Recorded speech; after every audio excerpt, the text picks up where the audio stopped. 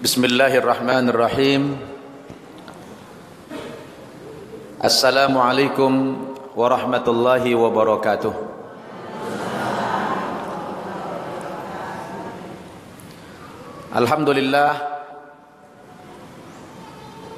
Alhamdulillahi rabbil alamin,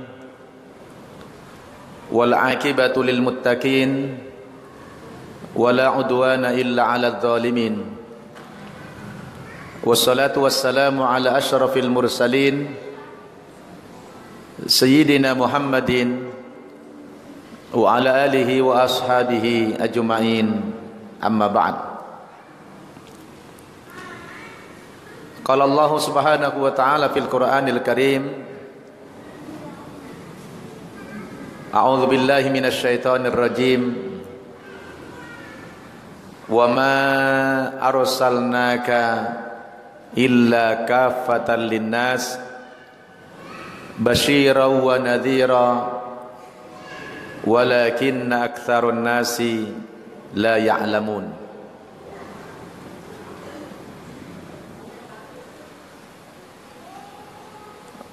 Wa qala Rasulullah sallallahu alaihi wasallam, badiru bil a'mali salih fitanan ka qati'ul lail al mudlim yusbihu ar-rajulu mu'minan wa yumsi kafiran, yumsi mu'minan wa yusbihu kafiran, yabi'u dinahu bi'aradin minad dunya, atau kama qala Rasulullah sallallahu alaihi wasallam. Yang saya hormati segenap pengurus Masjid Raudatul Jannah, yang saya hormati Ibu Ketua Majelis Ta'lim Raudatul Jannah beserta para anggota, bapak-bapak, ibu-ibu, jamaah pengajian Ahad Masjid Raudatul Jannah rahimakumullah. Pertama-tama saya mohon maaf datangnya telat karena tadi malam tidur sudah menjelang subuh. Habis sholat subuh, tidur tadi habis sholat subuh, gak kuat, bangun-bangun sudah jam 9 lewat. Baru ada telepon mengingatkan saya, kalau tidak gak jadi datang tadi. Karena saya ini badal. Tahu badal, Bu? Apa badal? Pengganti.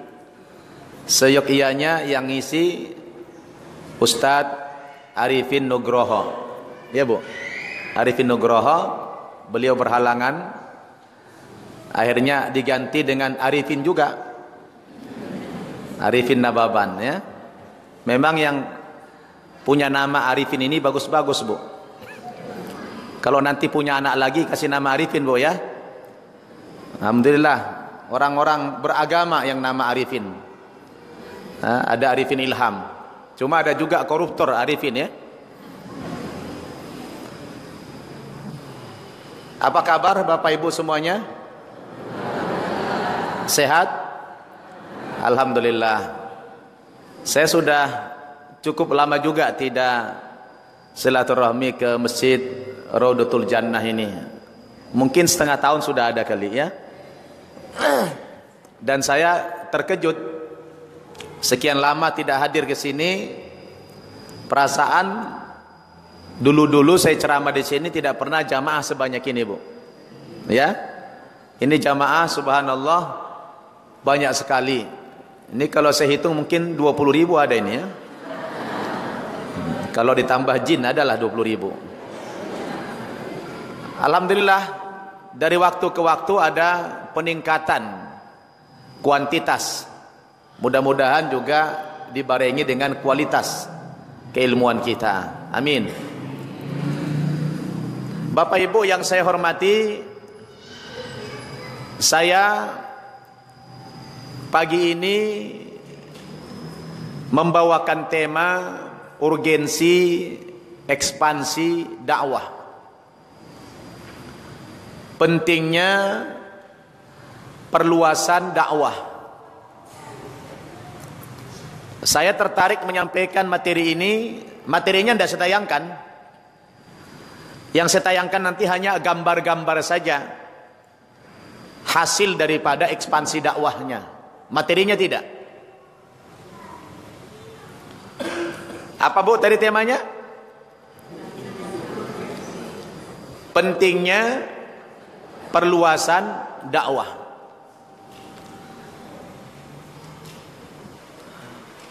Tadi pada muqaddimah di atas saya membacakan satu hadis di mana Rasul mengatakan, badiru bil a'mal as-salih, bersegeralah kamu melakukan amal-amal saleh, fitanan kaqita'il laili al-mudlim, sebelum kalian berjumpa dengan suatu zaman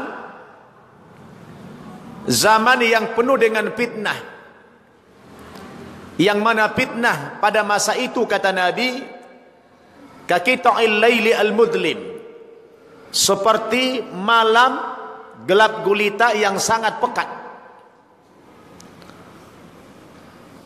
Kalau malam yang gelap begitu kelihatan enggak Pak? Gelap malam-malam gitu. Katakan semut hitam berjalan di malam hari yang gelap, kelihatan enggak? Enggak kelihatan. Begitulah nanti fitnah yang terjadi di akhir zaman. Yang kita lihat fitnah itu sudah mulai kita rasakan sekarang ini. Fitnah itu sudah tidak kelihatan lagi, saking dahsyatnya, seperti malam yang pekat. Yang mana Rasul mengatakan pada zaman itu fitnah yang besarnya adalah yusbihur rajulu mu'minan wa yumsi kafiran. Nanti banyak orang di pagi harinya dia masih beriman, paginya dia masih pergi ke masjid salat subuh berjamaah, dia masih sempat berzikir dan berdoa, tapi tiba-tiba kata Nabi wa yumsi kafiran, sorenya dia malah kafir. Dan ada orang yumsi mu'minan, sorenya dia masih beriman, masih sholat maghrib, tapi wa yusbihu kafiran, tiba-tiba paginya dia sudah kafir. Habis sholat maghrib dia pergi ke Alexis, ya, di sana pijat, macam-macam lah. Kira-kira fitnah itu sudah terjadi belum sekarang, Bu, Pak? Dia masih sholat maghrib, masih zikir-zikir, malamnya sudah ke diskotik, udah kafir dia. Yabi'u dinahu bi'aradin minad dunya, kata Nabi. Di zaman itu banyak manusia menjual agamanya dengan harga murah dunia ini. Saya mau tanya Bapak Ibu, zaman fitnah itu sudah kita alami belum sekarang? Sudah belum? Sudah. Maka dalam pengamatan saya Pak, Bu, sekarang ini dari waktu ke waktu jumlah orang yang beriman itu semakin berkurang, banyak. Kita yang hadir sebanyak ini belum tentu loh kita orang mukmin semua ini. Betul enggak? Belum tentu kita semua orang mukmin nih. Belum ada jaminan kita orang mukmin semua ini. Karena yang banyak sekarang ini adalah orang Islam, betul? Yang banyak orang Islam. Orang beriman sedikit. Bu, apa bedanya orang berislam dengan orang beriman? Hah? Pak, apa bedanya orang berislam dengan orang beriman? Bedanya apa? Kalau orang yang berislam belum tentu beriman. Tapi orang yang beriman pasti dia berislam. Tidak mungkin ada orang beriman agamanya Kristen. Gak mungkin ada orang yang beriman agamanya Katolik. Gak mungkin ada orang beriman agamanya Buddha. Orang yang beriman pasti Islam. Tetapi orang yang berislam belum tentu beriman. Dalilnya mana? Ada dalil nggak itu? Ada. Silakan dibuka surat Al-Hujurat, surat ke-49 ayat 14.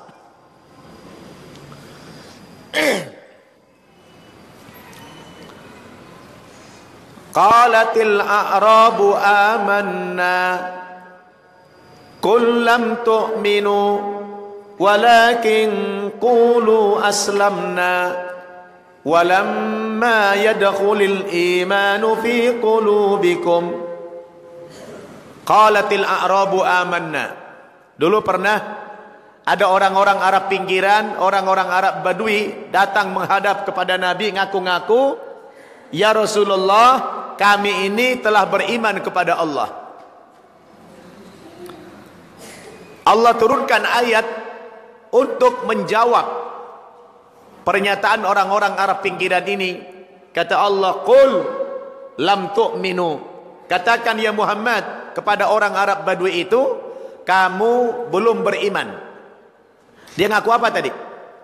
Datang ngaku-ngaku orang yang beriman. Tapi Allah katakan, lam tu'minu, kamu belum beriman. Walakin qulu aslamna.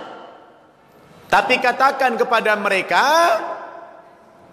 kamu baru berislam. Kamu baru berislam, belum beriman. Kenapa? Walamma yadkhulul imanu fi qulubikum. Karena iman itu belum masuk ke dalam apa? Ke dalam jantungmu. Saya heran, Pak. Kok di Indonesia qalb itu diterjemahkan kepada hati? Saya heran itu.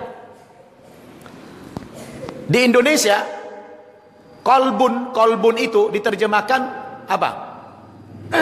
Apa? Hati. Ini benar apa salah? Baguslah kalau jujur. Qalb itu terjemahannya dalam bahasa Arab bukan hati, tapi qalb itu jantung. Kan sering kita di mana-mana. Wah, kan dalam Al-Quran, ala bidzikrillahi tatmainnul qulub. Ketahuilah, hanya dengan semata-mata mengingat Allah, hati menjadi tenang. Saya heran kok kenapa qulub itu kan jamak dari qalb. Kenapa qalbun diterjemahkan kepada hati di Indonesia ini? Itu salah fatal.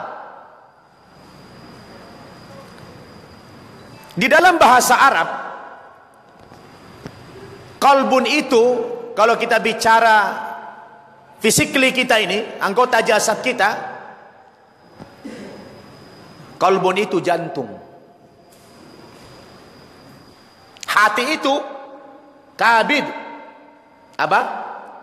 Liver. Maka coba ibu bapak saya tanya, kalau kita ngucapin terima kasih, begini apa begini? Gini apa gini? Hah? Orang gini. Mohon maaf, gini apa gini? Mohon maaf ya bu, gini apa gini? Gini. Ini apa di sini? Hati di mana? Sebelah kanan. Tidak ada orang ucapin terima kasih begini. Selalu orang begini. Kan heran kita, kenapa orang menerjemahkan hati, kolbun ke dalam hati? Rasul kan katakan begini, ala inna fil jasadil mudghah. Ketahuilah kata Nabi, di dalam tubuh manusia ada segumpal daging. Ada gumpalan daging di dalam tubuh manusia. Idza saluhat saluhat sairu amali. Kalau yang segumpal daging itu baik, maka seluruh efek perbuatan jasad manusia itu menjadi baik. Namun wa idza fasadat fasadat sairu amali. Kalau yang segumpal daging itu jelek, maka seluruh efek dari perbuatan manusia itu, perbuatan jasad tadi akan jelek. Lalu kata Nabi, apa yang segumpal daging itu? Ala wahiyal qalb. Ketahuilah, yang segumpal daging itulah yang bernama qalb. Tapi qalb di Indonesia diterjemahkan hati. Ini benar apa salah? Salah. Qalb itu jantung. Karena jantung itulah yang bekerja, memompa darah. Kalau selalu berzikir, maka jantungnya stabil, tenang. Saya tanya ibu,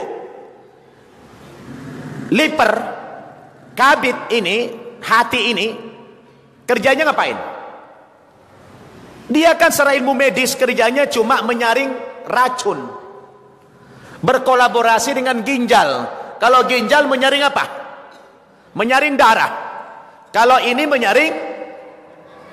menyaring ya, karena pada dasarnya semua makanan yang kita makan kan jadi racun itu. Maka disaring oleh liver sama ginjal kita.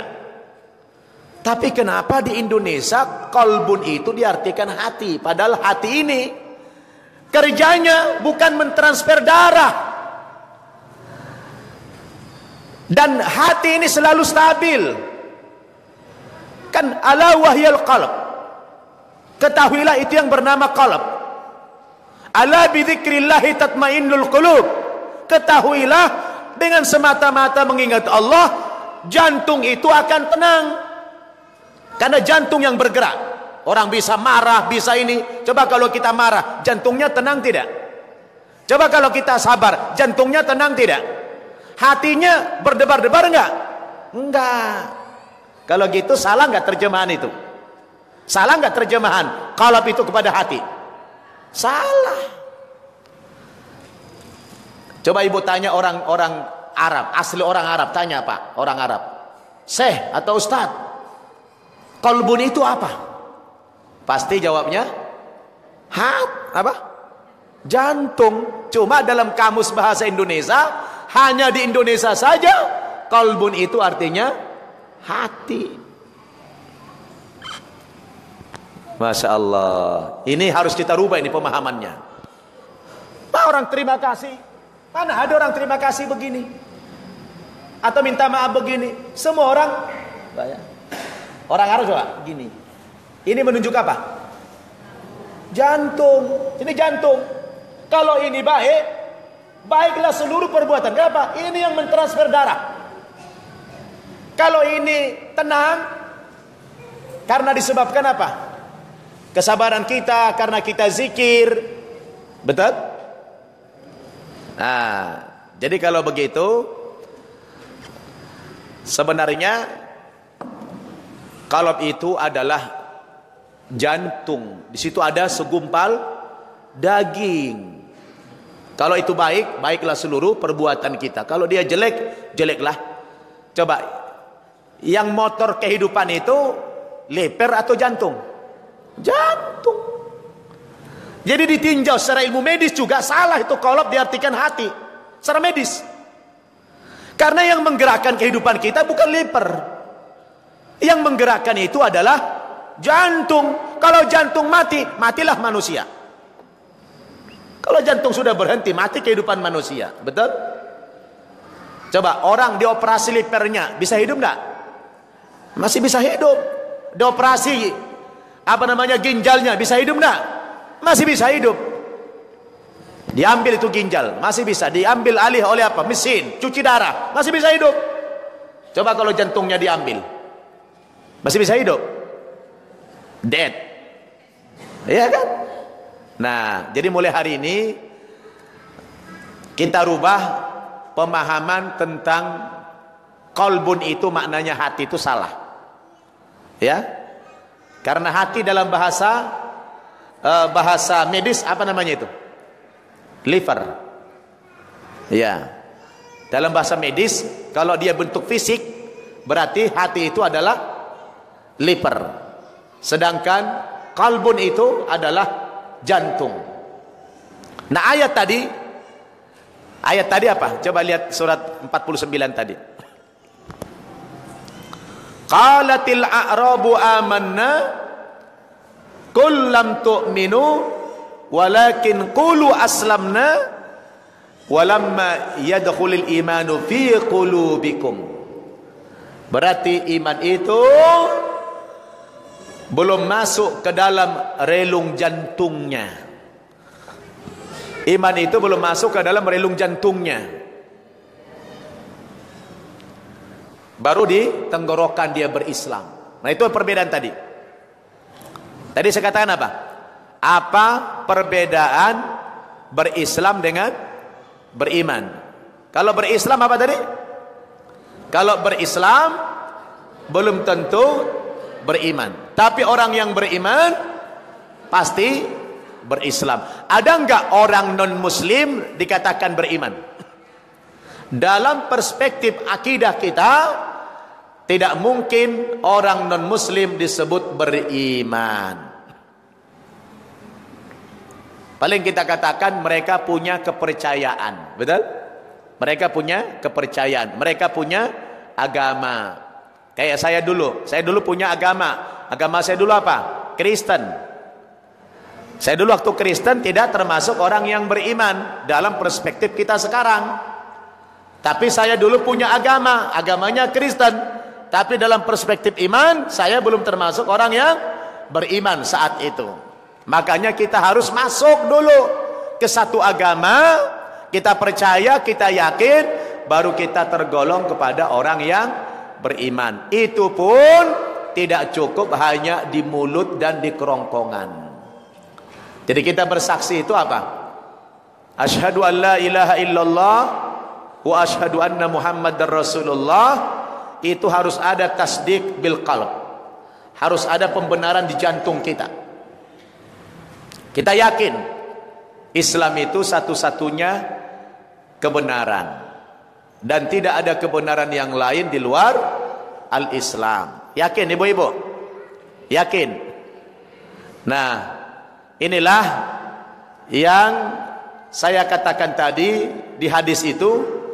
Hati-hati sekarang jumlah orang beriman dari waktu ke waktu semakin berkurang. Tapi kan Pak Ustadz, jumlah orang Islam bertambah. Iya, yang saya katakan beriman bukan berislam. Jumlah orang berislam mungkin banyak orang masuk Islam, mungkin. Tapi kan belum tentu beriman. Sebab banyak juga orang yang masuk Islam karena mau apa, Bu? Hah? Mau kawin, banyak. Benar gak? Banyak orang masuk Islam karena mau kawin. Dan banyak juga orang Islam murtad karena apa? Karena kawin juga. Nah, boleh nggak kawin beda agama? Boleh. Tidak bolehnya di mana? Ada dalilnya nggak? Di mana dalilnya? Hah? Siapa yang tahu, Bu? Dalilnya di mana? Tidak boleh nikah beda agama. Dalilnya di mana itu? baca surat kedua Al-Baqarah ayat 221. Surat Al-Baqarah ayat 221. Haram nikah beda agama. Bunyinya, wala tankihul musyrikati hatta yu'minna wala amatum mu'minatun khairum min musyrikatin walau a'jabatkum. Wahai laki-laki muslim, janganlah kalian menikahi wanita-wanita musyrikah, wanita-wanita kafir. Jangan kamu nikahi mereka hatta yu'minna, sampai si kafir ini beriman, masuk Islam, baru boleh dinikahi. Itu pun bukan alasan mau kawin, benar-benar dia masuk Islam karena Allah. Jangan nikahi wanita kafir atau wanita musyrikah hingga mereka beriman. Wala amatum mu'minatun khairum min musyrikatin walau a'jabatkum. Bagaimanapun kata Allah, wanita-wanita budak yang tidak merdeka atau wanita-wanita miskin, wanita-wanita bodoh, wanita-wanita yang jelek, tapi dia beriman kepada Allah, jauh lebih baik daripada wanita-wanita yang cantik, yang kaya, keturunan bangsawan, tapi dia kafir kepada Allah. Lebih baik wanita yang jelek tadi, tapi dia muslim. Ini berlaku untuk siapa? Untuk laki-laki muslim. Sebaliknya, wala tunkihul musyrikina hatta yu'minu. Dan janganlah wanita-wanita muslimah dinikahkan dengan laki-laki musyrik atau laki-laki kafir hatta yu'minu, hingga mereka beriman, masuk Islam. Wala abdun mu'minun khairum min musyrikin walau a'jabakum. Bagaimanapun kata Allah, laki-laki budak jelek, ya, terbelakang. Kalau sudah budak pasti, ya, tapi dia beriman, jauh lebih baik daripada laki-laki yang ganteng, keturunan bangsawan, kaya raya, tapi dia musyrik. Mana lebih bagus, Bu? Hah? Lebih bagus menikah dengan laki-laki yang kaya, ganteng, dan beriman. Nah, tentunya begitu. Benar nggak? Nah, tapi kalau pilihan yang tadi, mau pilih mana? Laki-laki yang miskin, muslim, beriman, daripada laki-laki yang kaya, kafir, mending mana? Mending tadi. Alasannya apa? Ulaika yad'una ilan nar. Mereka orang kafir, orang-orang musyrik itu nantinya hanya akan mengajak kamu ke neraka jahanam. Suami-suami kamu yang kafir itu, istri-istri kamu yang musyrikah itu, kalau kamu nikahi, mereka nanti hanya akan mengajak kamu ke neraka jahanam semuanya. Betul? Wallahu yad'u ilal jannati wal maghfirati bi'idnih. Sedangkan Allah mengajak kamu ke dalam surga dan ampunannya, tapi orang kafir mengajak kamu kemana? Ke neraka. Oleh karena itu Allah larang dan Allah haramkan kita menikahi orang yang beda agama dengan kita. Betul? Dan sekarang fenomena itu luar biasa. Baru tadi malam saya ceramah di rumah mantan Jaksa Agung, ya, Pak Abdurrahman Saleh. Di keluarga mereka ada yang mau nikah beda agama. Tadi malam saya katakan haram hukumnya, tidak sah pernikahan beda agama. Kalau nikah beda agama hukumnya zina. Tapi Pak Ustadz, di dalam Al-Quran ada ayat yang membolehkan laki-laki muslim menikahi wanita ahli kitab. Betul tak? Ada enggak? Di mana dalilnya?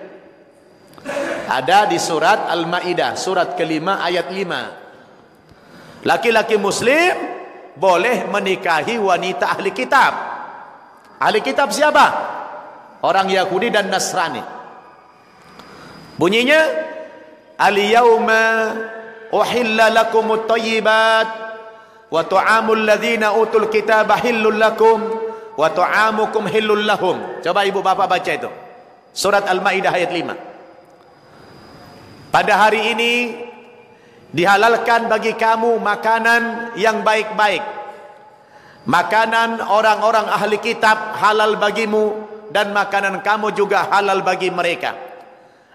Dan dihalalkan pula bagi kamu menikahi wanita-wanita muslimah dan juga wanita-wanita yang beriman dari kalangan ahli kitab, apabila kamu telah memberikan mahar kepada mereka dengan niat untuk menikahinya, bukan untuk niat membeli ya kehormatannya, tapi niat kamu adalah menikahi dia. Ini ayat yang membolehkan laki-laki muslim menikahi wanita ahli kitab. Nah, siapa itu ahli kitab? Menurut jumhur ulama, ahli kitab yang boleh dinikahi itu adalah min Bani Israel, dari keturunan Bani Israel. Jadi kalau begitu, kalau laki-laki muslim pengen menikahi mereka, caranya, maka si laki-laki muslim ini harus pergi ke Tel Aviv, ya, pergi ke Tel Aviv, ke Israel sana, cari wanita-wanita ahli kitab, itu baru sah. Terus orang-orang Kristen yang ada di Indonesia ini termasuk ahli kitab tidak? Tidak. Maka tidak sah laki-laki muslim Indonesia menikahi Bani Batak. Tidak sah menikah dengan Bani Ambon, dengan Bani Manado, Bani Kupang, Bani Papua, tidak sah. Bani Jawa, tidak sah. Satu-satunya ahli kitab yang boleh dinikahi itu min ahlil kitab, yakni min Bani Israel, dari keturunan Bani Israel. Jadi bukan Bani Batak. Bani Batak mah nggak sah, haram, zina. Nah, dan di dalam agama Kristen sendiri tidak boleh ada pernikahan beda agama. Pastor atau pendeta tidak mau menikahkan orang yang beda agama. Kok di kita ada lembaga yang mau menikahkan beda agama? Dulu apa namanya? Lembaga di catatan sipil dulu itu. Pada masa Orde Baru ada itu, warisan Belanda undang-undangnya. Nikah beda agama itu masuk dalam catatan sipil. Tapi undang-undang tahun 74 pernikahan beda agama itu sudah dihapus. Tidak berlaku lagi sampai hari ini. Tapi orang per orang, ustadz-ustadz yang alumni barat, ya, alumni barat, ada yang berani menikahkan beda agama. Contohnya ada di UIN Ciputat itu ada satu ustadz yang berani menikahkan beda agama. Oh, berani dia, lantang, menantang dia, boleh, boleh katanya. Dan itu tidak ada lagi perbedaan, mau perempuannya muslimah, laki-lakinya kafir, atau laki-lakinya muslim, perempuannya kafir, tidak apa-apa, beda agama silakan saja. Karena dalam keyakinan dia semua agama itu benar. Kacau nggak? Banyak sekarang di lingkungan kita seperti itu. Jadi bapak-bapak, ibu-ibu, hidup di zaman sekarang ini yang sudah banyak fitnah ini, jumlah orang beriman itu semakin berkurang. Maka kita perlu dakwah terus, dakwah. Karena dari hari ke hari, dari waktu ke waktu jumlah kita berkurang. Dan ini fenomena kiamat. Sebab kata Nabi, nanti menjelang kiamat kubro itu, menjelang kiamat kubro, orang-orang yang soleh, orang-orang yang beriman nanti akan diwafatkan semua. Tinggallah orang-orang kafir dan munafik di dunia ini. Barulah terjadi kiamat kubra. Sekarang ini heboh. Belum lama ini ada berita di televisi seluruh dunia. Di berbagai negara di dunia ini telah mendengar suara trompet. Ibu dengar? Udah dengar belum? Sekarang ada fenomena alam di seluruh dunia. Masyarakat dunia sedang mendengar suara trompet. suara trompet. Tidak jelas dari mana suara itu datang, tapi itu terbukti bunyi suara itu kencang sekali seperti suara trompet. Banyak yang menganalisa ini memang fenomena alam, tapi banyak orang mengatakan inilah ciri kiamat sudah dekat. Coba kita lihat orang-orang yang soleh sekarang ini makin sedikit. Jumatan, ada orang datang ke masjid Jumatan, tapi sampai di masjid mainnya apa? Facebookan, main WhatsAppan, bukan dengan khutbah, megang handphone dia. Ada khutbah dia masih chatting terus. Itu orang soleh apa tidak? Orang mukmin apa tidak? Tidak.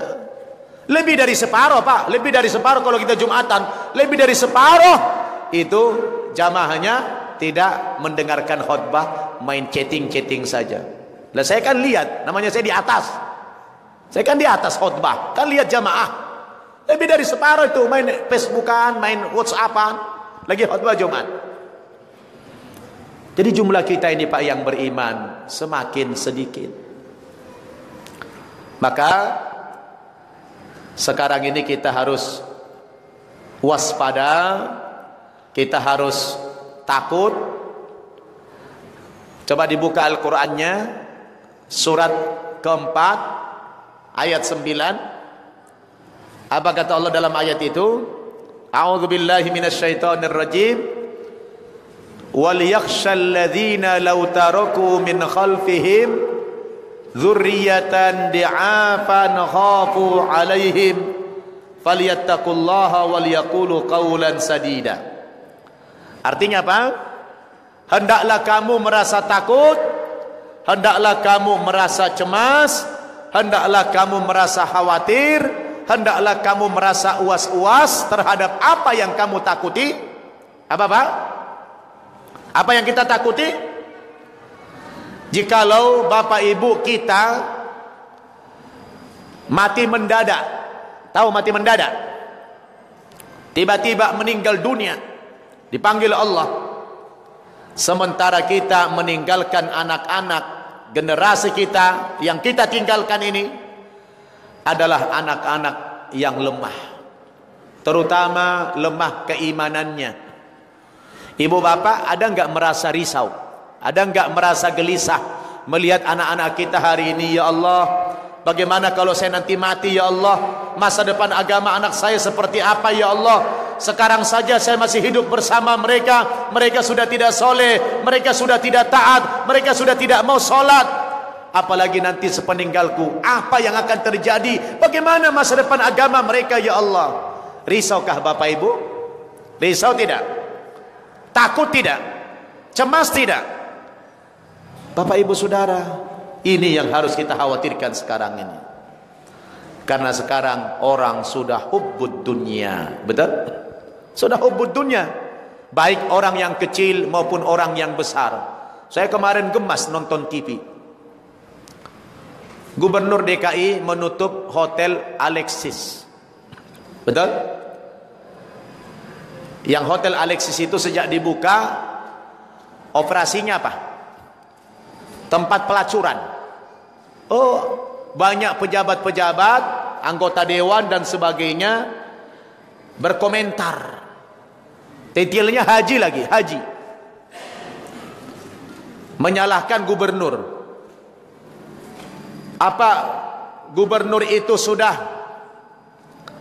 mempersiapkan lapangan kerja bagi pekerja-pekerja ex Alexis itu?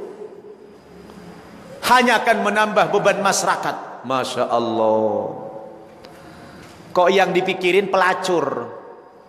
Kenapa dia tidak mikirkan bagaimana nasib rakyat miskin itu? Kenapa bukan rakyat miskin yang dikomentari? Kok tempat pelacuran yang ditutup dikomentari, dikritik? Nah inilah cerminan kehidupan akhir zaman. Betul? Kalau ditanya, dia mungkin sudah berapa kali haji itu orang. Na'udzubillahi min dzalik. Inilah fenomena kita hari ini. Maka kita cemas, kita khawatir, kita sudah diserang sedemikian rupa dari segala macam arah, ibu-ibu, bapak-bapak. Benar-benarlah orang-orang kafir itu tidak ridho, tidak senang kepada kaum muslimin sampai kita sudah murtad. Itu benar. Firman Allah dalam surat apa itu? Surat 2 ayat 120. Walan tarda angkal yahudu walan nasara hatta tattabi'a millatahum. Orang-orang Yahudi dan Nasrani itu, kata Allah, tidak pernah ridho, tidak akan pernah senang kepada kaum muslimin sampai kita murtad. Segala macam upaya dilakukan untuk menggerogoti, untuk menghancurkan keimanan dari kaum muslimin. Betul? Masya Allah. Tapi kita tidak sadar. Diciptakan bermacam-macam teknologi untuk menghancurkan akidah umat kita ini. Dan memang mereka tidak akan pernah ridho, ibu-ibu dan bapak-bapak. Tidak akan pernah ridho sampai kita ini murtad dari Islam. Betul? Maka oleh karena itu, tugas kita sekarang ini, setiap pribadi kita harus aktif berdakwah. Apa bu? Kita harus aktif berdakwah, ngajak orang untuk beriman. Jangan biarkan anak kita ini, keluarga kita, tetangga kita dalam keadaan tidak beriman. Ajak mereka. Dan itu bagian daripada kewajiban kita di dalam Islam. Allah mengatakan dalam ayat tadi, surat Saba ayat 28, A'udzubillahi minasyaitonirrajim, wa ma arsalnaka illa kafatan linnas basyiran wa nadhira walakinna aktsarun nasi la ya'lamun. Tidaklah kami mengutus engkau Muhammad terkecuali kepada seluruh umat manusia dengan membawa berita-berita gembira dan menyampaikan berita-berita peringatan. Walakinna aktsarun nasi la ya'lamun, akan tetapi sebahagian besar manusia tidak mengetahui, kata Allah Subhanahu wa taala. Ibu-ibu dan bapak-bapak, dalam rangka mempraktekkan ayat ini, saya pribadi sebagai salah seorang dai, salah seorang juru dakwah, saya belakangan ini coba melakukan ekspansi, melakukan perluasan dakwah untuk menambah jumlah kita orang-orang yang beriman kepada Allah. Sasaran saya bukan orang-orang yang sudah Islam, tapi sasaran saya siapa bu? Orang-orang yang belum muslim. Alhamdulillah Bapak Ibu, ketika saya berdakwah ke tengah-tengah masyarakat yang belum muslim, rupa-rupanya dakwah kita mudah mereka terima. Dan 1 tahun belakangan ini saya lebih banyak berdakwah ke daerah-daerah yang minoritas muslim. Terutama daerah yang saya pilih itu adalah daerah Nusa Tenggara Timur, khususnya di daerah Kupang. Nah Bapak Ibu, tujuannya apa? Tujuan kita untuk ekspansi, menambah jumlah kita yang beriman kepada Allah Subhanahu wa ta'ala. Maka pagi ini saya hanya menayangkan gambar-gambar keberhasilan ekspansi dakwah kita. Bukan materi dakwahnya yang saya tayangkan, tapi hasil-hasil ekspansi dakwahnya yang kita lihat. Nah Bapak Ibu Saudara, saya di Bintaro kebetulan mengasuh 2 pesantren, putra dan putri, yang mana pesantren ini saya beri nama Pesantren Pembinaan Mu'allaf An-Naba Center Indonesia. Pesantren ini khusus untuk membina para mu'allaf, artinya santrinya mu'allaf saja, yang non mu'allaf tidak diterima. Nah ini pesantren mu'allaf yang putranya, kemudian yang ini pesantren mu'allaf yang putri. Jumlah santri saya sekarang ini kurang lebih 60 orang. Nah kebetulan mayoritas santri saya itu dari wilayah timur, baik dari Timor Leste maupun dari NTT, mayoritas. Nah maka karena kebanyakan santri saya dari daerah sana, perluasan dakwah yang saya lakukan juga daerah sana. Saya pilih NTT. Alasannya karena NTT itu yang pertama daerah yang minoritas muslim. Jumlah muslim di sana paling sekitar 10%. Yang kedua, NTT ini daerah yang paling miskin di Indonesia. Jadi provinsi termiskin di Indonesia adalah NTT. Di sana tidak ada sumber daya alam. Daerahnya sangat kering. Nah, saya punya partner dakwah di sana, seorang muallaf. Ya, seorang muallaf yang berasal dari Timor Leste yang sudah integrasi ke Indonesia, namanya Pak Zainuddin. Ya, ini orangnya yang merah ini. Ya, ini Pak Zainuddin. Beliau ini seorang muallaf dan sangat gigih dalam melakukan ekspansi. Subhanallah, beliau sudah mengislamkan ratusan orang. Termasuk kebanyakan santri-santri saya itu yang para mu'allaf, beliau yang mengislamkan. Nah, beliau ini subhanallah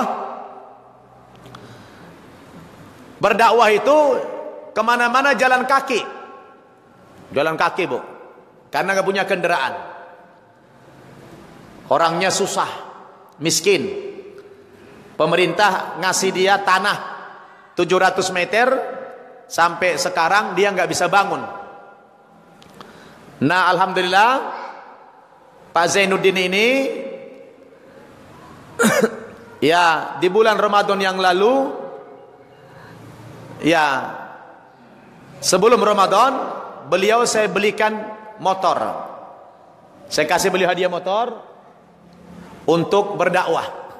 Saya bilang sama beliau ini, Pak Zainuddin, Anda tidak boleh lagi dakwah berjalan kaki, tapi harus pakai motor, dakwah keliling.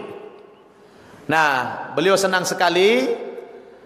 Alhamdulillah, akhirnya tahun lalu kita umrohkan. Oh, senang sekali dia, Pak Zainuddin ini. Beliau tahun lalu kita umrohkan. Kemudian Ramadan yang lalu, Ramadan kemarin ini, beliau saya perkenalkan dengan Duta Besar Saudi Arabia. Ya, beliau kita perkenalkan dengan Duta Besar Saudi. Saya jelaskan, Pak Dubes ini, Pak Zainuddin ini tokoh mu'allaf yang sangat berjasa kepada agama kita. Karena beliau sejak masuk Islam terus berdakwah, ya, ngajak-ngajak orang ke Islam. Dan sudah ratusan diislamkan beliau. Saya katakan, nah subhanallah, tiba-tiba Duta Besar Saudi mengatakan, saya akan hajikan tahun ini beliau. Subhanallah, akhirnya tahun ini beliau naik haji. Tapi apa yang dikata? Subhanallah, begitu Pak Zainuddin dapat hadiah haji, beliau dipanggil Allah di tanah suci. Allahu Akbar. Beliau dipanggil Allah di tanah suci. Ya, ini beliau waktu masih hidup setelah tiba di Madinah.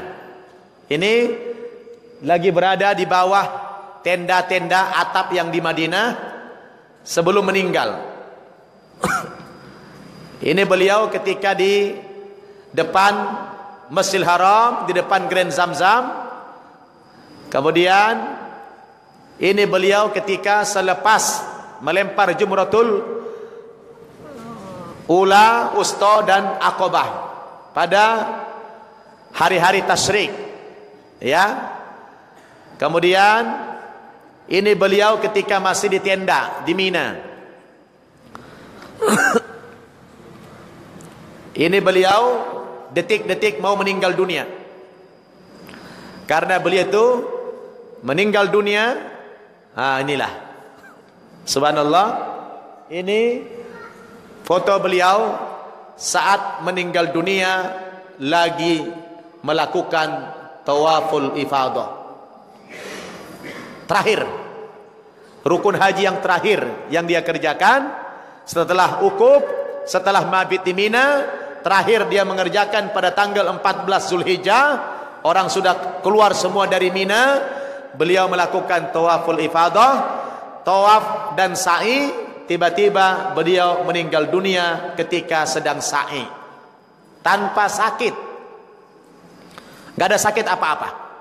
Beliau sehat saja. Tapi memang Allah berkehendak untuk memanggil beliau di tanah suci, karena beliau layak dan pantas meninggal di sana, karena jasa-jasa beliau dalam Islam ini luar biasa. Dan sebelum dia meninggal dunia, sudah ada tanda-tanda beliau akan pendek umurnya. Setengah tahun yang lalu, beliau pernah bilang ke saya, "Ustadz, saya ini kan punya tanah 700 meter, diberikan oleh pemerintah Indonesia kepada kami warga yang memilih integrasi dari Timor Leste. Saya ini kan tidak punya uang. Saya minta tolong kepada Pak Ustadz, tolonglah tanah saya yang 700 meter itu bangunkan TPA atau madrasah. Karena TPA di tempat saya itu sangat jelek sekali. Bangunkan, saya wakafkan kepada Ustadz tanah saya yang 700 meter itu. Biarlah saya di dunia tidak punya rumah, tidak apa-apa. Yang penting nanti di akhirat saya punya tanah," katanya. Jadi tanda-tanda dia akan meninggal itu sudah kelihatan, karena beliau terus mendesak saya untuk membangun tanah dia yang diwakafkan untuk pembangunan sarana pendidikan. Ini ketika disolatkan di Masjidil Haram, ini penguburan beliau. Nah, ini yang saya katakan, ini beliau risau, tiap hari dia risau memikirkan ini. Ini TPA. TPA di depan tempat dia tinggal. Ya, dia risau, dia belum punya rumah, masih numpang-numpang sama orang. Dia risau melihat bangunan ini. Maka tanahnya yang 700 meter itu diwakafkan kepada saya, lalu saya bangunlah sekarang, ya. Sebab mayoritas yang tinggal di tempat ini adalah orang-orang mu'allaf dan anak-anaknya. Ini rata-rata mu'allaf, Bapak Ibu. Orang-orang dari Timor Leste yang masuk Islam, anak-anaknya pada belajar di tempat yang darurat, maka beliau pikirkan itu. Alhamdulillah, setengah tahun ini tanah wakaf yang beliau berikan ke saya itu sudah saya bangunkan. Ya, ini saya bangunkan begini. Alhamdulillah udah jadi. Begitu jadi ini, Pak Zainuddin meninggal dunia. Subhanallah. Ya, ini udah selesai bangun, dan ini foto sebulan yang lalu. Sekarang ini sudah saya paving blok semua. Udah saya paving blok semua dan sudah saya pagar beton keliling. Kenapa? Karena di sana wajib pakai pagar beton. Kalau tidak nanti babi masuk. Karena di sana orang melihara babi lepas kayak kambing aja. Nanti datang pula babi masuk ke kelas pula nanti kan. Maka saya pagar beton keliling. Ini bangunan. Ini bukan saja jadi TPA, saya jadikan ini sebagai madrasah. Sekarang sudah saya kirim ustadz yang ke sana untuk bertugas mengajar di sana, dan alhamdulillah lewat bangunan ini sudah banyak orang yang masuk Islam. Karena ini bangunan, Pak, di kampung itu termewah. Jadi ini sekarang bangunan sudah jadi tempat wisata. Ya, bangunan ini jadi tempat wisata, tempat nongkrong-nongkrong orang-orang Kristen di sana. Sebab ini saya bangun di lingkungan mayoritas Kristen. Nah, alhamdulillah saya berdakwah ke sana dengan dakwah bil hal, bukan dakwah bil lisan, bukan dengan ngomong, dakwah dengan perbuatan. Kebetulan tukang-tukangnya ini kan orang Kristen. Nah, saya kalau datang itu, Bu, Pak, di sana kan gaji tukang kecil. Saya kalau datang, ya saya suka ngasih-ngasih uang. Tidak banyak-banyak, 50.000, 100.000, saya kasih uang. Tukang-tukang, kenek-kenek itu saya kasih. Tiba-tiba tukang-tukang dan kenek-kenek itu bilang sama mandor kita di sana, "Wah, di agama Islam itu ustadz-ustadznya pada dermawan ya," katanya. Ini komentar mereka. Kata mandor itu, yang dermawan kan cuma Ustadz Nababan aja katanya. Kenapa kamu ngomong begitu? Iya, Ustadz Nababan kalau datang ke sini suka ngasih-ngasih uang, kami simpati. Nah, kata orang-orang tukang itu.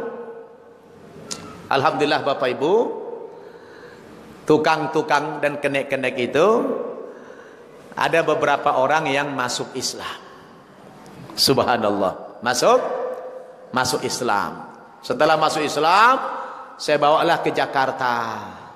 Ya. Saya bawa ke Jakarta, saya bina di sini, saya didik di sini. Rupanya karena dia sudah merasakan indahnya Islam itu, bagaimana Islam itu sangat peduli, sangat care gitu. Wah, dia berdakwah lewat WhatsApp, dia dakwah dengan SMS kepada keluarganya, kepada orang-orang di sana. Akhirnya sekarang ini Bapak Ibu, saudara-saudara, masyarakat di sana banyak yang menginginkan masuk Islam. Subhanallah. Dan bangunan kita ini juga sudah banyak memualafkan orang. Jadi orang-orang nongkrong-nongkrong di sana, saya bilang sama mandor kita itu, kalau ada orang-orang Kristen duduk-duduk sore-sore di situ, kasihlah mereka snack, kasihlah mereka minum, kasihlah mereka yang lain-lain kalau kita mampu. Saya bilang, beginilah cara kita untuk berdakwah kepada mereka. Ini kesempatan kita dakwah kepada mereka. Akhirnya komentar mereka positif. Sampai-sampai 2 bulan atau 3 bulan yang lalu, saya pernah didatangi beberapa orang pendeta, 3 orang pendeta saya didatangi. Apa kata pendeta itu? Pak Ustadz, kami dulu-dulu sering nonton Pak Ustadz di YouTube, katanya. Ternyata Pak Ustadz yang bangun ini, katanya. Oh iya Pak, saya bilang.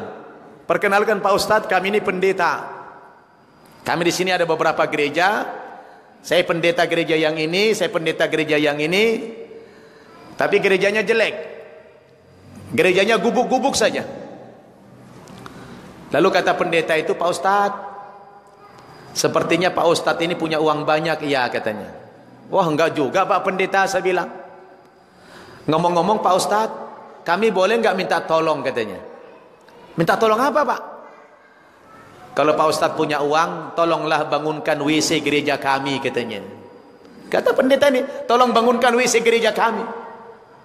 Wah, saya kaget. Lalu saya tanya, Pak Pendeta, WC gereja itu di dalam gereja apa di luar gereja? Dia bilang di luar gereja Pak Ustadz. Oke, kalau di luar gereja, insya Allah saya siap membangun. Saya langsung punya ijtihad. Ijtihad saya ini tidak salah. Karena yang saya bangun bukan rumah ibadah, bukan gereja. Tapi saya membangun apa? WC. WC kan sarana umum, betul nggak? Saya langsung spontan mengatakan, siap Pak Pendeta, saya akan bangun WC gereja Bapak. Ada berapa buah gereja? Ada 3 katanya. Oke, besok saya datangkan tukang. Saya bilang, wah terima kasih Pak Ustadz, terima kasih Pak Ustadz, kata pendeta itu. Lalu di akhir perjumpaan kami, kata pendeta tadi apa? Pak Ustadz, nanti kalau ada orang-orang Kristen di sini yang mengganggu Pak Ustadz atau mengganggu bangunan ini, maka kami yang akan berhadapan dengan mereka, katanya. Wah, subhanallah, saya bilang kita di backup habis. Sebab bagaimanapun kita butuh dukungannya. Kenapa? Karena bangunan ini saya bangun di lingkungan mayoritas mereka. Subhanallah, ini strategi dakwah. Apa Pak? Ini strategi dakwah. Boleh nggak? Boleh nggak kita melakukan itu? Boleh. Kita tidak bangun gereja, nggak bangun rumah ibadah, yang kita bangun hanya WC saja. Boleh. Dan dampak dari dakwah bilhal kita ini, subhanallah, orang-orang tua di sana Pak, berbondong-bondong sekarang menyerahkan anaknya ke saya untuk diislamkan. Berbondong-bondong orang-orang tua di sana. Kita lihat ini. Bagaimana orang tidak jadi tontonan. Rumah-rumah di sana kayak begini Pak. Bu, kayak ginilah rumah-rumah di sana. Nah kalau yang ini udah paling bagus. Kalau ada rumah kayak begini udah paling bagus ini. Tiba-tiba ada bangunan seperti tadi. Subhanallah, apa ndak jadi tontonan warga di sana? Dan saya ndak main-main, langsung saya bangun 2. Yang tadi di Kupang Barat, ini di Kupang Timur, saya bangun 2 untuk madrasah. Nah di sana itu kan sulit air. Saya sudah pernah mendatangkan tukang bor, alat berat ini. Sudah datangkan alat berat, sudah dibor sampai ratusan meter, tidak keluar air juga. Tidak ada air. kering. Maka terakhir saya membantu mereka dengan beli air gini. Saya beli air pakai tangki minimal 1 minggu 2 kali, dan saya bilang orang-orang Kristen juga boleh ngambil air ini. Silakan. Silakan mereka kalau ambil. Subhanallah, beginilah cara pendekatan kita kepada mereka. Dan sekarang ya, image mereka tentang Islam itu tidak lagi seperti kemarin-kemarin. Kalau dulu-dulu mereka nonton di TV, Islam itu sadis, Islam itu tidak toleran, Islam itu ekstrim, betul? Dengan kita melakukan dakwah bil hal yang seperti ini, image mereka berubah. Lalu berdatanganlah orang-orang tua di sana kepada saya, Pak Ustadz, saya serahkan anak saya kepada antum, kepada anda untuk diislamkan, dan silakan dididik anak saya. Datang. Ini diserahkan oleh orang tuanya langsung. Ya, orang tuanya masih Katolik nih. Ini masih Katolik nih ayahnya. Begitu saya silamkan, saya bawa ke Jakarta, sekarang udah hafal Quran ini 1 juz. Bawa ke pesantren. Wah, mereka pada teleponan temannya, cerita kepada orang tuanya, ayah, bapak, kami di sini benar-benar dimanusiakan, kami di sini dimuliakan. Karena Bu, Pak, saya bikin pesantren kita asrama itu, Pak. Bayangin dari gubuk seperti itu, mereka masuk ke satu tempat yang full karpet, full wallpaper, full AC. Wah, mereka merasa diangkat derajatnya, dimanusiakan. Wah, tiap hari telepon, Pak, indah sekali Islam itu, Pak, indah sekali Islam itu, Bu, indah sekali Islam itu, Dek. Wah, disampaikan. Jadi bukan saya lagi yang dakwah, mereka yang dakwah. Subhanallah. Akhirnya saya ditelepon, ada Pak, ini orang anak-anak kami mau masuk Islam juga. Ini ada anak, diserahkan anak lah masuk Islam. Ini umur 13 tahun. Ada lagi menyerahkan anak laki-laki umur 12 tahun. Datang lagi bapak-bapak ini, nyerahkan putrinya. Ini bapak ibunya masih Katolik. Diserahkan ke saya putrinya ini, ya, untuk diislamkan. Akhirnya saya bawa ke Jakarta semua. Nah, pernah sekitar 2 bulanan yang lalu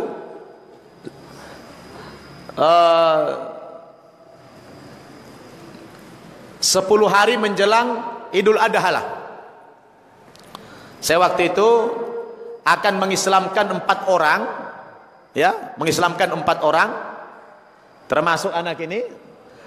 Lalu waktu itu saya undang para duta-duta besar negara Arab ke pesantren kita untuk mengislamkan 4 orang, ya, 4 orang sekaligus kita islamkan. Datang duta besar Saudi, nih beliau nih, duta besar Saudi, duta besar Sudan, duta besar Irak, duta besar Libya, wakil duta besar Emirat, wakil duta besar Qatar, datang ke pesantren kita. Dan masing-masing duta besar ini kita minta mengislamkan 1 orang. Nah, contohnya duta besar Saudi mengislamkan akhwat ini. Akhirnya alhamdulillah, ini orang BSD ini, orang Pila Melati apa orang mana itu, ini Cina dari Bangka. Alhamdulillah begitu diislamkan langsung diberangkatkan haji oleh duta besar Saudi kemarin yang ini. Kemudian duta besar Libya mengislamkan anak ini dari Nias. Kemudian duta besar Irak mengislamkan anak yang ini. Dan duta besar Sudan mengislamkan yang cewek yang dari Kupang tadi. Sebelum berpisah, habis pengislaman, kebetulan saya bikin live streaming. Orang-orang yang di Kupang saya suruh nonton. Waktu pengislaman ini saya suruh nonton yang di Kupang. Subhanallah, Bu, karena siaran langsung, keluarga si Rosa ini nonton, mereka pada menangis terharu, ya. Saya suruh nonton di bangunan kita sama mandor kita di sana. Tiba-tiba, Bu, pada saat yang bersamaan pengislaman ini, 2 orang saudara sepupu Rosa ini minta masuk Islam. minta masuk Islam. Lalu ditelepon saya, Pak Ustadz, ini mereka menyaksikan pengislaman pada menangis Pak Ustadz. Mereka pada menangis. Ini ada 2 orang saudaranya pengen masuk Islam. Saya bilang, mau diislamkan di sana apa di Jakarta? Mereka pengen ke Jakarta. Oke, saya kirim tiket. 3 hari kemudian saya undang ke Jakarta.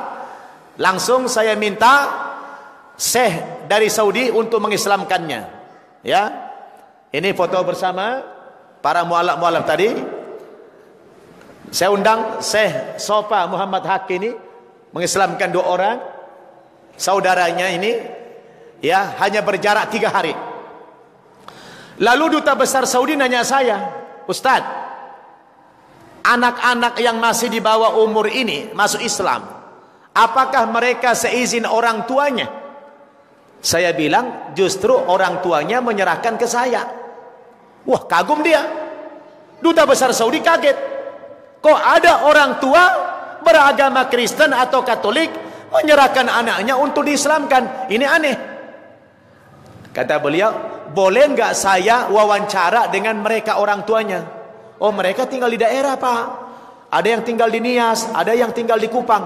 Kalau saya kirim ongkos, saya kasih ongkos tiket ke Jakarta, mereka mau nggak ke Jakarta? Nah, nanti saya telepon dulu, saya bilang. Saya teleponlah orang tua mereka yang di Kupang, yang di Nias. Saya bilang, Pak, Bapak mau nggak ke Jakarta? Kami ongkosi. Duta besar Saudi yang mengislamkan anak-anak Bapak itu pengen dialog dengan Bapak. Kenapa Bapak izinkan anaknya masuk Islam? Oh, mereka senang, kami mau. Lalu datanglah yang dari Nias, datanglah yang dari Kupang. Nah, subhanallah, Bu, orang tua si Rosa yang dari Kupang, begitu tiba di pesantren kita, baru di depan pintu gerbang menjelang maghrib waktu itu, di pintu gerbang, saya waktu itu di musola di lantai 2. Saya lihat papanya Rosa sudah tiba sama ibunya berada di depan pagar. Saya turun menghampiri. Saya katakan, selamat sore Pak dan selamat datang. Saya lihat bapak ibu, air matanya sudah berlinangan air mata si bapak ibu ini. Saya tanya, Pak, kenapa bapak nangis? Pak Ustadz, katanya, saya tidak tahu mau bilang apa, katanya. Saya begitu tiba di gerbang pintu bapak ini, di pesantren bapak ini, saya seperti mendapatkan apa begitu. Jantung saya berdebar, dia bilang.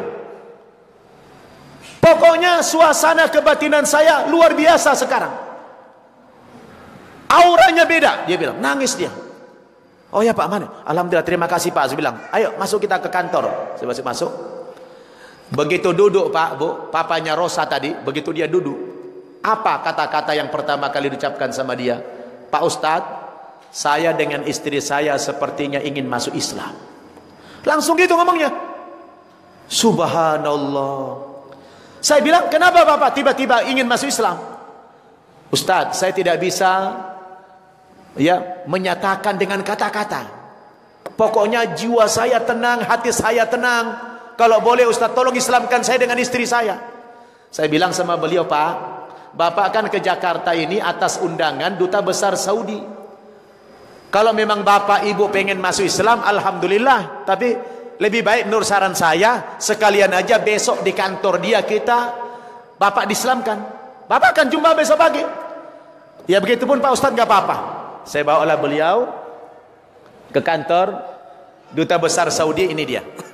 Ya, ini bapaknya, ini Rosa tadi, ini papanya, ini mamanya, ketika disahadatkan oleh Duta Besar Saudi di kantornya di Kuningan. Subhanallah. Begitu cepatnya hidayah datang. Begitu diislamkan, Duta Besar Saudi pesan kepada saya, Ustadz, tolong bimbing mereka. Berapa hari di Jakarta, tolong bimbing sampai mereka bisa sholat. Siap Pak Dubes, saya bilang. Beberapa hari, kurang lebih seminggu di Jakarta, saya ajari sholat, ajari wudu segala macam itu. Lalu mereka minta pulang ke Kupang. Subhanallah, Bu, Pak. Begitu dia ke Kupang tiba, rasa bangganya dengan Islam. Istrinya ini tidak mau lagi buka jilbab. Bahkan jilbabnya jilbab syar'i, panjang, lebar, dan selalu pakai kaos kaki kemana-mana. Dan wajahnya berubah, langsung cantik, ganteng. Tadi waktu masih Kristen, gimana wajahnya? Hah? Seram ya? Tapi setelah Islam, subhanallah. Akhirnya tetangga-tetangganya, Pak Bu, bertanya, kamu kenapa pakaiannya begini? Dia mengatakan, saya sudah masuk Islam di Jakarta dan diislamkan oleh duta besar Saudi, dan dia berdakwah terus. Kebetulan dia punya tetangga, pas tetangganya itu Raja Kupang. Raja Kupang. Rupanya Raja Kupang ini tertarik dengan akhlak si ibu tadi. Begitu masuk Islam, terjadi perubahan yang luar biasa. Tiba-tiba Raja Kupang ini sekeluarga, Bu, juga dapat hidayah, minta masuk Islam. Kayak main-main, Bu, subhanallah. Akhirnya Raja Kupang ini menyatakan ingin masuk Islam. Pak Muhammad ini, saya kasih namanya Muhammad, dia ini nelpon saya, Pak Ustadz, ini ada Raja Kupang pengen masuk Islam, satu keluarga, dan juga anak-anak tetangga kami pengen masuk Islam, boleh nggak mereka ke Jakarta? Boleh, bila perlu saya yang kirim ongkosnya. Saya bilang, saya kirim tiket. Datang ke Jakarta, lalu saya hubungi duta besar Saudi, saya bilang, Pak Dubes, ini ada 7 orang ingin masuk Islam, saya minta Bapak lagi yang mengislamkan mereka, kalau bisa di pesantren. Dia bilang, waduh, saya lagi di luar kota, kalau bisa besok malam saja kamu datang ke rumah saya di Menteng, katanya. Di rumah saya saja kita islamkan, silakan aja bawa ke rumah saya, katanya. Saya bawalah 7 orang ke rumah beliau. Inilah Raja Kupang diislamkan langsung dengan duta besar Saudi. Kemudian ini anak tetangganya juga ikut masuk Islam, dan ini istrinya Raja Kupang tadi. Kemudian ini anaknya, putrinya. Kemudian ini anak tetangganya. Dan ini anaknya Pak Muhammad yang tadi, adiknya Rosa ini masuk Islam. Dan ini anaknya paling bontot, Pak Raja tadi, masuk Islam. Jadi sekeluarga masuk Islam, subhanallah. Dan ini menyebar berita. 3 hari kemudian setelah kita islamkan raja ini, dia pulang, dia pun berdakwah. Setelah berdakwah pulang, dah lama 10 orang ingin masuk Islam, Pak. Karena dia raja, pengikutnya 10 orang ingin masuk Islam. Lalu nelpon saya, Pak Ustadz, ini ada 10 orang ingin masuk Islam. Nah, karena saya tidak punya uang lagi ngirim ongkos, ya, saya bilang, saya tidak bisa lagi datangkan ke Jakarta orang itu, biar saya aja dah yang datang ke sana. Saya yang datang ke sana, saya bilang, saya islamkan di sana aja. Ya, saya datang lah, Pak. Datang saya. Oh, begitu saya datang, setelah sholat maghrib, saya maghrib dulu di jalan, sholat maghrib datang ke rumah Pak Raja tadi. Begitu datang saya disambut hangat, disiapkan makanan. Sudah ada di rumah itu 4 orang dulu, 4 orang. Ini Pak Ustadz, 4 orang diperkenalkan. Ini satu keluarga, ibu dan anak-anaknya 3 orang nih pengen masuk Islam. Yang ini anak tetangga ingin masuk Islam. Sudah ada 4 orang. Kalau bisa Pak Ustadz tolong malam ini disyahadatkan. Subhanallah. Pak, begitu saya mau mensyahadatkan orang itu, tiba-tiba satu kampung datang orang menyerang rumah itu, dilempari pakai batu. Sekampung. Rupanya ada isu yang berkembang karena saya datang berjenggot. Ada orang melihat, kebetulan kami ada 7 orang yang datang, semuanya berjenggot. Ada isu yang berkembang di masyarakat. Ini ada orang ISIS datang ke rumah Pak Raja yang sudah masuk Islam ini. Jangan-jangan ini Pak Raja diislamkan oleh orang ISIS. Akhirnya malam itu saya langsung niat untuk syahid, Bapak Ibu. Niat mati syahid saya malam itu. Kenapa? Udah diserang kami, rumah itu sudah seperti bom, dilempari tutang, mobil kami sudah hancur, dilempari habis-habisan sama warga itu. Nah, saya tidak ada harapan hidup lagi. Lalu saya teleponlah kawan saya di Kupang, di kota, Ustadz Sopian namanya. Ustadz, kami sekarang dalam keadaan mengkhawatirkan, kami sekarang terancam nyawa kami. Kami sekarang berada di rumahnya Pak Raja yang masuk Islam itu. Kami diserang oleh seluruh warga, ratusan orang. Rumah beliau sudah dilempari pakai batu dan kami terancam sekali. Kalau ada antum kenalan polisi, tolong antum segera kantor polisi, segera hubungi polisi terdekat dari rumah mereka. Kami berada di daerah Camplong, saya bilang, tolong hubungi polisi, tolong diamankan kami. Subhanallah Bapak Ibu, setengah jam kemudian datanglah polisi dan tentara banyak mengamankan kami. Untungnya mereka datang tidak bawa golok, hanya melemparan batu saja, lemparan batu, tidak bawa golok. Kalau sempat mereka bawa golok masuk ke dalam rumah itu, kami tidak ada perlawanan apa-apa, dan kami insya Allah jadi syahid semuanya. Tapi subhanallah, Allah masih menolong saya dan menolong teman-teman yang lain, masih memberikan kesempatan panjang umur supaya dakwah kita ini semakin tersebar luas. Amin ya rabbal alamin. Begitulah perlakuan orang-orang yang kafir terhadap kita kalau mereka sudah mayoritas. Betul? Dan ini Bapak Ibu menjadi ancaman bagi mereka melihat fenomena orang banyak masuk Islam, dan yang berdakwah itu bukan saya lagi. Bukan saya lagi yang berdakwah, tapi mereka-mereka yang kita Islamkan itulah yang kemudian menjadi corong dakwah kita, berdakwah kepada mereka.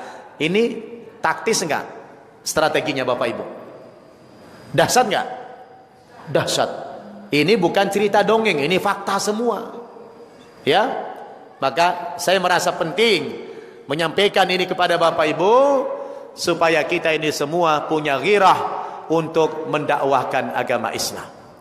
Taib, waktu zuhur sudah tinggal sebentar lagi. Mungkin ada Bapak Ibu yang ingin komentar atau mau bertanya. Saya kasihlah waktu sedikit sebelum kita sholat zuhur. Tafadhol. Ada yang mau tanya atau ada yang mau komentar? Silakan. Bapak Ustaz, tadi katakan memang waktu sudah zuhur ya. Jadi katanya jawab disilakan. Kami bersama panitia keluarga seluruh jemaah Masjidil Hidayah memohon Bapak untuk menanggapi. Oke, nggak ada yang mau bertanya? Oh ada, boleh bertanya. Jangan tutup dulu Bu, ada yang mau tanya? Ada yang mau bertanya? Masih ada waktu sedikit, insya Allah. Ya. Assalamualaikum para bapak. Waalaikumsalam Pak, terima kasih. Saya kebetulan ketua DKM sini. Alhamdulillah. Jadi kami sangat sebetulnya baru merumuskan kegiatan Baitul Mal di sini.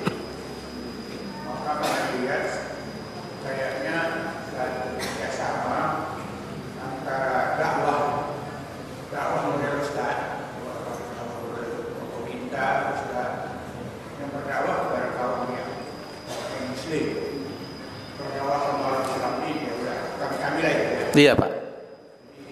Barangkali apa model kerjasama antara masjid dengan Bapak itu yayasan? Iya, yayasan kita ya.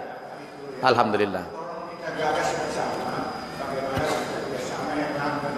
Betul, subhanallah. Bisa juga kita kembangkan nanti Iya. menjadi kerjasama dengan seluruh masjid di BSD. Betul. Baik. Subhanallah. Ini luar biasa kepedulian ketua kita. Kalau ditanya apa bentuk kerjasama yang real antara An-Naba pesantren kami dengan segala macam kegiatannya ini, dakwah ke orang-orang non-muslim, yang kami butuhkan itu hanya duit. Itu aja intinya. Kami butuh dana. Untuk berdakwah ini perlu dana.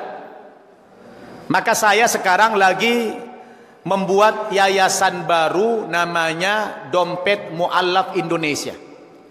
Nah, Dompet Mu'allaf Indonesia ini nanti saya sudah berniat untuk membangun sarana-sarana pembinaan mu'allaf di seluruh Indonesia, terutama daerah-daerah minoritas muslim yang kita ambil dananya dari Dompet Mu'allaf. Jadi seperti fungsinya seperti dompet duafa. Tapi kalau ini hanya mu'allaf saja, kecil. Dompet mu'allaf. Nah, cara mencari dananya nanti dalam bentuk member. Dalam bentuk member. Jadi jamaah itu kita tawarkan donasi minimal per bulan 100.000. Tapi rutin. Jadi kita nanti dalam bentuk member. Karena ini lagi formatnya lagi saya susun, brosurnya, kemudian formulirnya lagi saya buat. Sekarang belum ready. Tapi kalau Bapak Ibu ingin menjadi donatur tetap setiap bulan, entah 50.000 kah, entah 10.000 kah, entah 100.000 kah, tidak perlu banyak-banyak, sedikit. tapi continue, dan itu akan lebih bermanfaat kepada program-program dakwah kami. Ini real, ini yang kita lakukan sekarang. Nah, kalau masjid barangkali bukan 100.000 200.000 Pak Ketua ya, ini perlu yang agak banyak dikit lah ya, perlu agak besar dikit supaya tidak terganggu, tidak terhalang program dakwah kita. Dan kendala saya memang itu materi ya, tidak ada lagi apalagi yang kita perlukan, karena saya butuh transportasi ke sana, butuh memberi makan mereka, karena daerah yang kita dakwah itu daerah miskin. Saya kalau datang harus banyak uang banyak, bawa uang banyak. Kalau enggak, jangan berharap berhasil dakwah kita, betul? Karena mereka kelaparan, mereka putus sekolah. Maka nanti Pak Ketua dan pengurus yang lain saya minta berkunjung ke pesantren kami supaya kita bikin kerjasama yang real. Ya, kita bikin kerjasama yang real. Kalau bisa minggu-minggu ini kita langsung membuat kerjasama itu. Dan saya pikir yang sangat kita perlukan itu dana. Terus terang sampai hari ini saya tidak punya donatur yang tetap, ya, kecuali hanya 1-2 orang saja yang membangun ini. Hanya ada 1-2 orang saja saya minta bantuan. Alhamdulillah. Kebetulan orang BSD ini namanya Pak Haji Roni dan juga pengurus di PMBB ya, FMMB itu. Nah, selebihnya kita tidak punya donatur yang lain. Nah, oleh karena itu alhamdulillah ini Pak Ketua menawarkan kita kerjasama, dan kedepannya memang itu yang akan saya lakukan kedepannya. Sekarang formatnya lagi saya susun dalam bentuk majalah, dalam bentuk brosur, dan dalam bentuk formulir yang lain. Insya Allah nanti semua program kita ini akan berjalan. Dan dalam waktu dekat juga saya akan membangun pesantren mu'alaf besar di Bogor di atas tanah 5 hektar. Dan saya rencanakan saya akan minta bantuan kepada para duta besar untuk mencari donatur dari Timur Tengah membangunkan pesantren yang 5 hektar ini. Saya baru saja mendapatkan wakaf tanah di sana di Bogor 5 hektar ya. Mudah-mudahan nanti jadi di daerah tetap ada pendidikan mu'alaf, tapi di Jakarta kita bikin yang formal, yang besar. Orang-orang tua nggak mungkin kita datangkan ke Jakarta, kita ajar di Jakarta. Mereka tinggal di daerah, saya kirim ustadz. Saya sudah kirim ustadz ke sana. Saya gaji tiap bulan, saya kasih motor ya, supaya mereka betah. Alhamdulillah sudah mulai berjalan sekarang ini. Maka inilah kita perlu kerjasama yang baik antara lembaga kami dengan masjid-masjid di Jakarta ini khususnya. Begitu Pak Ketua. Jazakumullah khair. Taib, waktunya sudah habis karena zuhur sekarang jam 12 kurang 20 menit. Jadi kita cukupkan sekian. Saya yakin masih banyak bertanya. Yang ingin berhubungan dengan saya silakan dicatat nomor HP saya. Silakan dicatat nomor HP saya. 0812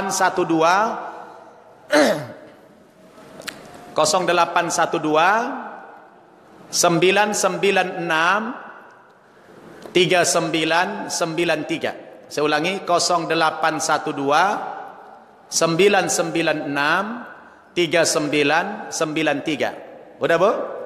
0812 996 3993. Kalau ada di antara Bapak Ibu menyambut pernyataan saya tadi, ingin menjadi donatur tetap, entahkah 50.000 sebulan, entahkah 100.000 sebulan, entahkah 1 juta sebulan, nanti silakan berhubungan dengan Pak Ketua tadi atau pengurus Masjid Raudatul Jannah ya.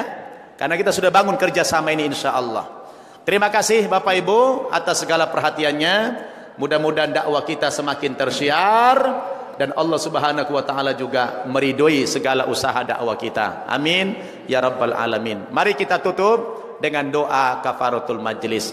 Subhanakallahumma wa bihamdika asyhadu an la ilaha illa anta astaghfiruka wa atubu ilaik. Walhamdulillahi rabbil alamin. Wassalamu alaikum warahmatullahi wabarakatuh.